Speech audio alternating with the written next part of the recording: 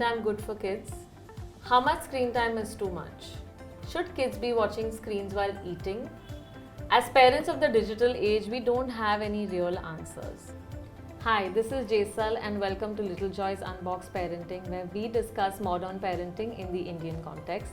And joining me today is Dr. Shrunal Kamdar, who is a pediatrician, a friend, and someone who's extremely passionate about learning and educating people on the effects of screen time. She works a lot with parents of young kids. Thank you so much, Dr. Shrunal, for joining us. Thank you, Jesal, for having me over. It's a pleasure to address and talk about one of the most important topics of today's generation, screen time. So yeah, let's get started. So let's jump right in. Yes. According to you, is screen time really good or bad? You know, this is like one of the major gray zones of today's life. But just to begin with, for now, let's just put it as not good. So moderation should be the key rather than just saying good or bad. How much you watch, what you watch, with whom you watch, and when you watch. So speaking of moderation, I can tell you, something that I followed is my son is 3 and he's practically watched 0 screen time. Wow. And I've been extremely strict about it. But that's just me. Right. Are there any broader pediatrician guidelines or any studies that have come out that can kind of guide parents as to how much is really okay? So, on this context, let me first congratulate you and admire you for taking that effort of 0 screen time, but I definitely know it is not everyone's cup of tea. And also, when you talk about the guidelines, so let's follow the broader guidelines, which is the AAP, American Academy, or let's follow even the Indian Academy. All of us know for a fact that there has to be no screen time till 18 months of age. Okay. However, you have to try and push it to at least 24 months if you can. Now, there's no guideline, or I don't have anything to support when I say this, that why 24 months and why this and why that. The only part is that your child's brain starts developing right from the time when the child was a fetus. So from day 1 to 2 years of age, the 1,000 days of life, what we say, that is when is the maximum brain development happening. Wow. And at any time of that screen time causes a lot of disruptions, differentiations in the developments, and it may not be very good. Let me just put it very clearly that it isn't a great sight. So you're saying 0 to 2, there should be no screen time? No screen time, except if you have like families or you want to have once in a while a video call. Yeah. But try and keep it very, very simple, and like once a week when the family is meeting up on a video call. What about after the age of 2? So after the age of 2, it starts the gradual introduction of a screen, right, from like 2 to 3 minutes a day to reaching up to gradually about a maximum of 2 hours by teenage, according to the guideline. But then again, we have to take it with a pinch of salt these days, because the schools have screen as a part of curriculum. Yeah. And it's like 6 to 7 hours of that screen. So you compensate it on the weekends with no screen, as in no entertainment screens, because I understand the education is there. Yeah. But again, you have to balance it. It's a tight rope, and of course, the associations are working to bring out better and newer guidelines. Yeah. But till then, 24 months, no screen time except for 1 or 2 videos. Just keep that in mind. That's going to be very, very important. So what are some of the harmful side effects of screen time? So to broadly classify, let's just put them into physical, physiological and mental. Okay. So when I say physical, so physical is like a lot of refractory errors that are seen in children. Okay. Along with that, there's some bone, muscular, postural problems. Then again, going ahead, we see a lot of malnourishment and stunting issues. Yeah. So that is one part of the story. Then as we move ahead, this is going to be another part, which is the physiological. Yeah. And in the physiological, you see obesity, which is one of the most important complications, and it's pretty serious because it comes with a bunch of other problems. Yeah. Juvenile diabetes, just to put it. And then there's going to be early onset of puberty and the sexual maturations that happen. Yeah. This is really interesting because you see more and more girls actually getting puberty very early, and this has happened a lot in the last 10 years, and that correlation is extremely interesting. It is. It's definitely not related directly to screen time, but indirect consequences and effects are there. The most important being the deficit of physical activity, which the screen time has started on. It's going to be ADHD, autism, depression, and so on, whatever are the other umbrella terms for these. And because of all three parameters, we are dealing into something which is a problematic issue, is the IQ. Definitely the IQ is going for a toss. And that is why the screen time control today is important. So actually some parents think that screens are actually making their kids smarter, but you are suggesting that it's actually reducing their IQ. Yes. That's interesting. So a lot of adults now are addicted to video content. I personally also find it very difficult to just keep my mobile away and actually, consciously do something else. Right. So can you tell me what actually goes on in our bodies when we watch screens? So when we talk about addictions, you have to understand that there's something called as dopamine, which is a neurotransmitter in the body. It is secreted when you're doing something that makes you happy. Okay. So like exercising, working out, sports, drawing, whatever each one likes, okay? Yeah. Now let's consider a parallel scenario that somebody is a drug addict or they're addicted to certain things, whatever be it. So when you are doing something of those sorts, the dopamine is secreted in whatever quantities, and then the body feels happy because it's a happy place. And you want to keep going back to that dopamine time and again, and that is whole circle of addictions.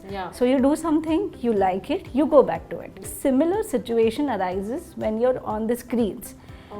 And it's going to be the short format video content that generally people watch, and and that takes you to that happy place. So that short format video content is the most addictive kind of content. Yes, it is, because if you see, when you watch a movie, you might just want to get up in some time, but you may not want to do the same thing. So as part of community, screen time is a very hot topic to discuss.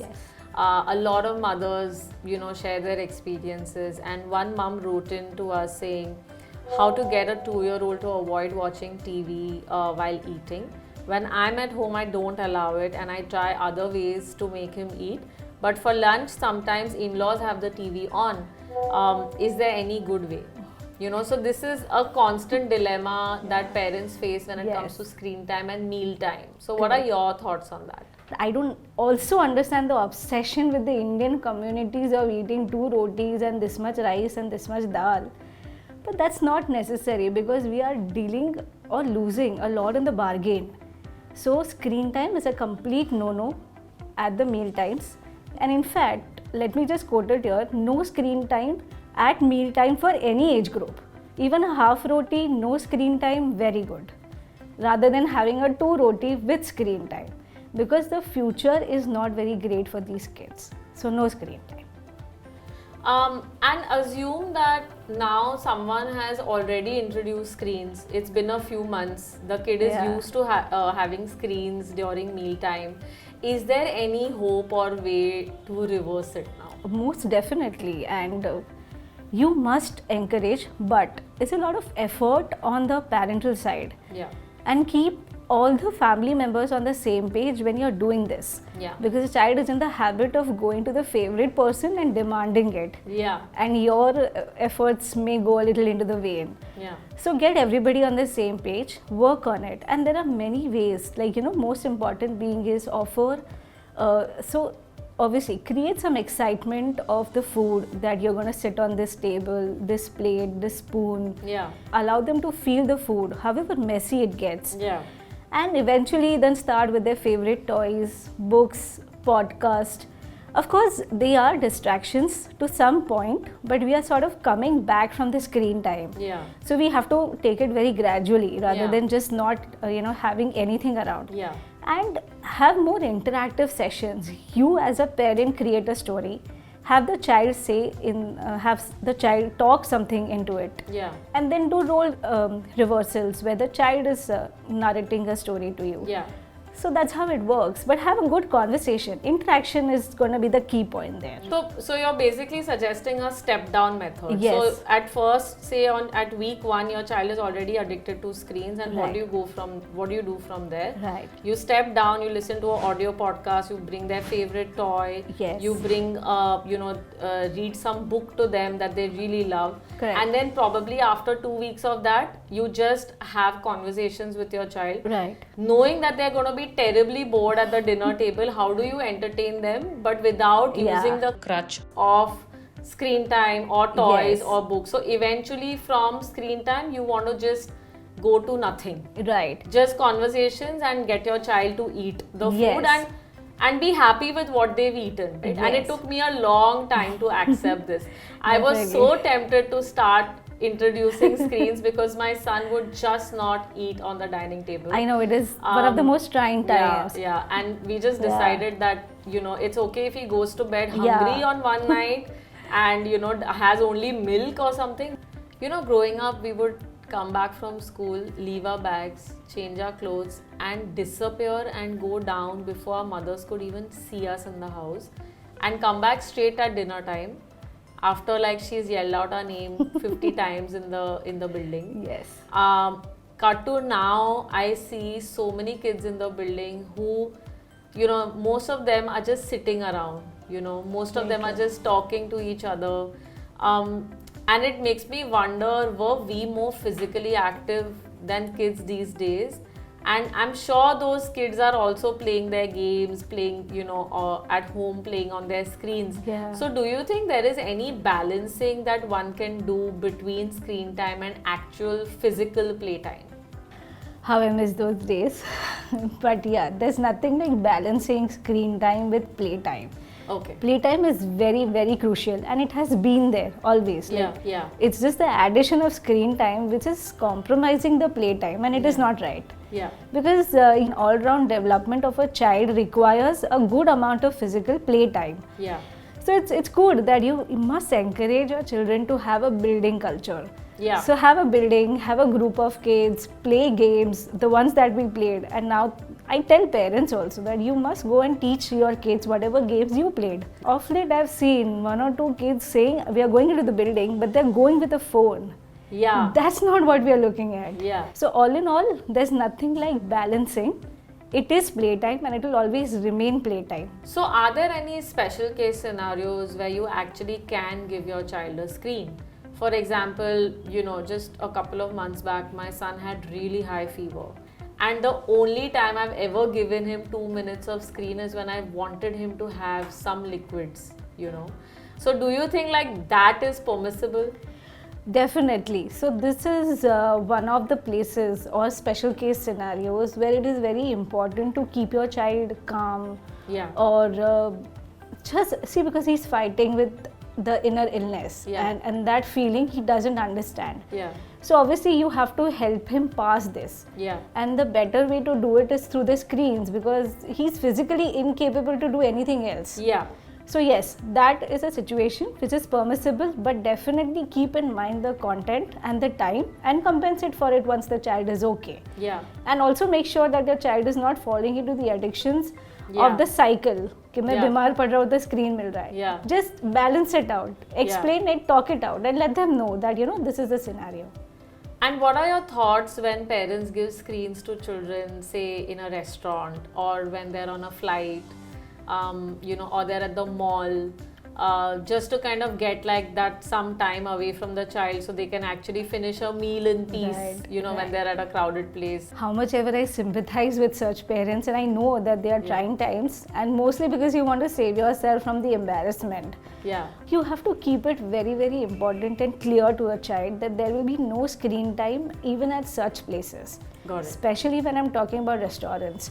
So that is a very good time to teach your child to start living normally and quietly with other people. Yeah. And if you're going with a group of people, then make sure that the other kids are also carrying certain toys. Your child is carrying a certain bag of toys, and there's exchange of toys, there's exchange of communication between them. Yeah. So make sure that everybody is on the same page at that time. But definitely avoid screens even at these places. Yeah. So what kind of content should be viewed on what kind of screens? So if you ask me, the screen, the bigger the screen, the better it is. Okay. So mobile is the smallest size available today. Yeah. So try and avoid it as much as possible. Okay. And if you ask me about the content, it is very age appropriate. Most important here will be co-viewing and responsible viewing. Yeah. So co-viewing is where the parents decide along with the kids what they want to watch, how they want to watch, and the time period. Avoid anything which is short format fast viewing content or anything which is very aggressive in nature. Yeah. So that is going to be very important. Yeah. And the other part is that you have to start instilling the habit of responsible viewing in your children. So don't change any TV channels at the sight of anything which is uncomfortable. Oh, Of course, understand the age of the child who is with you at that time, but immediately don't shift because that creates some alertness in the child. Oh. So don't do it. Pass on with it and converse when need be. Got it. So co-viewing very important, but after a certain age there will be no co-viewing. Yeah. So start working on responsible viewing from a very young age. So teach them only what they should be watching, what's appropriate, what's not. Yes. Okay, understood. So that's going to be important. Okay. So growing up, we had one TV in the living room, and my mom and my grandmom used to watch all the drama. And this is actually what still happens in a joint family setup, where either someone is watching extreme news and you know the kind of content on news channels, right? Yes. Or someone is watching daily soaps where all relationships are portrayed in a negative way and there's a lot of over the top drama. Correct. So in a joint family scenario where there are common screens that are shared, do you think that there is a balance that can be struck, or that parents can work with their in-laws or their own parents to come up with an understanding to do what is best for the child? Yes, absolutely. And this is going to be very important because, as you said, that today what we see on any of the content or any of the medias which is available, it's extreme. Either they are way too good or they are way too bad, and life doesn't work the way you wish to. Yeah. So be very firm and gentle with your in-laws, and you have to let them know that this is creating some impressions on the child. Yeah. As a parent, conversation and interaction is a must, that whatever you see there is not how it works. Yeah. And on the other side, make sure that you have already informed your grandparents that watch something which is suitable when they are around. Yeah. And most importantly, avoid the news channels. Because today they have been talking things and using languages which is very inappropriate. I would to go ahead and say, put a TV in your rooms, watch all this content individually.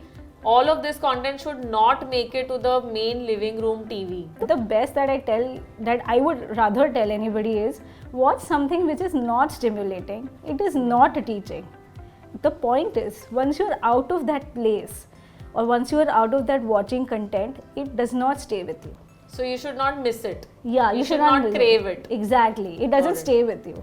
And the importance is that you have to keep an eye on the content that your child is watching. Other than that, the amount of screen time that is being done.